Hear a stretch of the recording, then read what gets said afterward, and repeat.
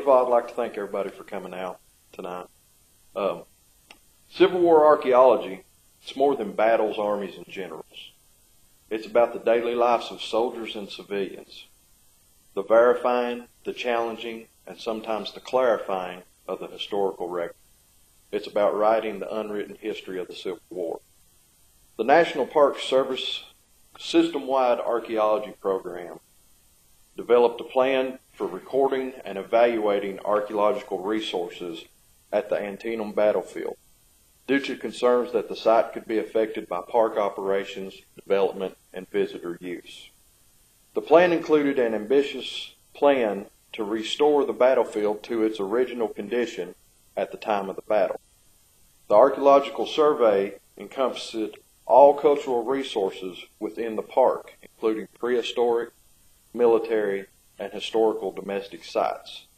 The survey focused on sites slated for reforestation: the North, East, West Woods, the Mama, and the Piper Orchard.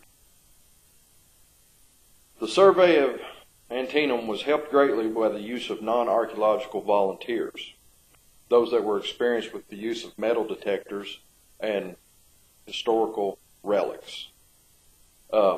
The two groups, usually at odds, came together and made the project possible, and they really learned a lot from each other. One of the main objectives of the survey was to assess the effectiveness of archaeological techniques on a large battlefield. Based on findings of Antietam, it is clear that traditional methods such as shovel testing and surface inspections are ineffective on a large battlefield. The only effective means of doing a large battlefield is through a systematic metal detector survey.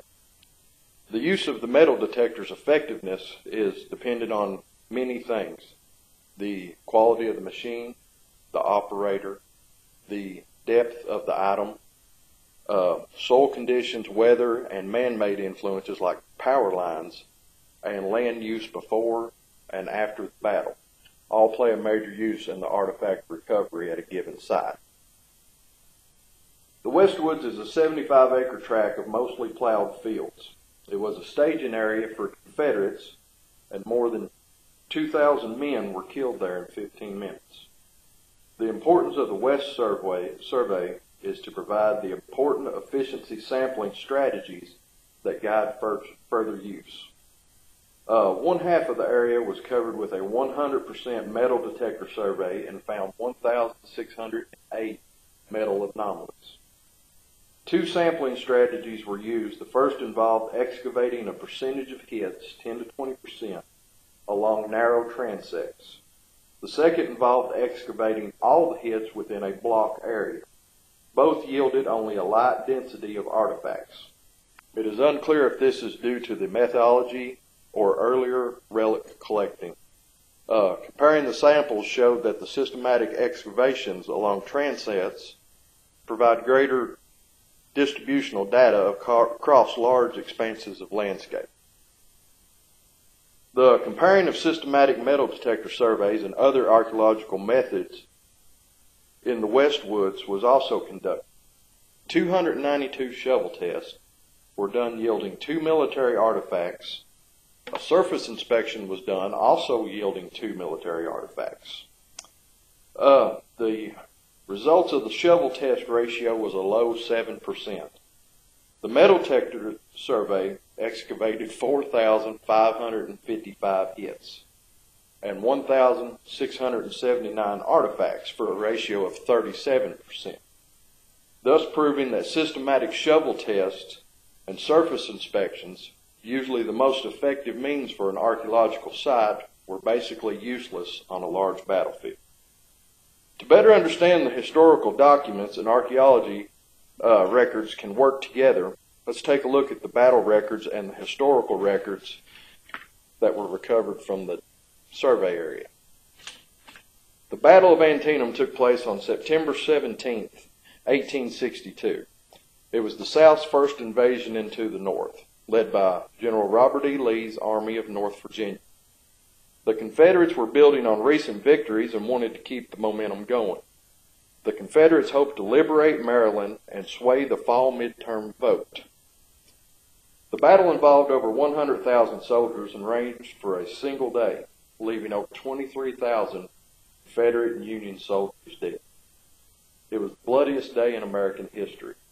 President Lincoln saw the victory as divine providence, fortifying his decision to enact the Emancipation Proclamation.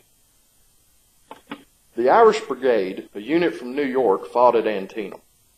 They were a distinct brigade, not just due to their Irish descent, but also for their colorful battle flags and their choice of weapons.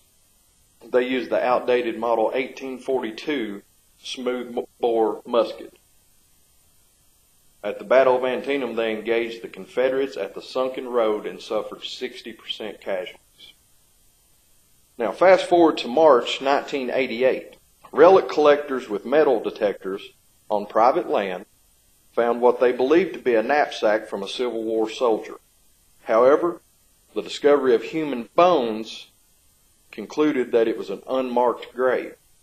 They contacted the landowner, who in turn contacted the National Park System. And they come in with the Smithsonian and done an excavation site of 5 foot by 40 foot long and found the additional 3 graves. The graves were less than 2 foot deep, partially preserved in collovium. The graves had been previously opened, most likely by workers in charge of reburying the dead after the war in cemeteries. The graves were also in farmed fields, so plowing had been a problem since the end of the war around 1867 to 1988 when the bodies were discovered. The bodies in the graves had been removed, but after the decomposition process had mostly started. This explains the bone fragments that were left behind in the graves. The bodies had been given a Christian burial as to rise facing the east per the Bible. The graves contained clothing, military items, personal items, as well as fired and unfired bullets. The items in the grave gave clues as to who these soldiers were. Their personal items include miraculous medals and rosary beads, which would indicate Catholic belief. The presence of unfired buck and ball cartridges and New York state buttons as well as where the bodies were buried, indicated the Irish Brigade. Bone fragments and teeth found in the graves were used to estimate the age of the person that had been killed. In graves 1, 2, and 3, it was estimated that the average age was between 20 and 30 years of age. However, in grave 4, the bones showed signs of arthritis and the teeth showed dental wear. Enlisted men over 40 years old were few, but 3 stood out that were killed at Antietam. All 3 were men of different companies and were in different places on the battlefield. Only one was in the company that was in the area of the graves, a James Gallagher. He was 50 years old in Company C that fought on the left flank against General Posey's Mississippi Brigade. So therefore, with the evidence drawn, only one conclusion can be drawn. From the archaeological and anthropological data collected is that on September 17th, 1862, Irish Brigade volunteer James Gallagher with Company C was killed, struck in the chest by 3 Confederate bullets, a .58 caliber Garner and 2 5.77 Enfield bullets. He was buried where he laid with his knife, his miraculous medal, rosary beads, and the 3 bullets in his chest that killed him, all of which 125 years later helped archaeologists identify him. The remains of all 4 have been reburied at the cemetery at Antietam. Overall, the archaeological survey was a success. I want to thank everybody for coming out. Thank you.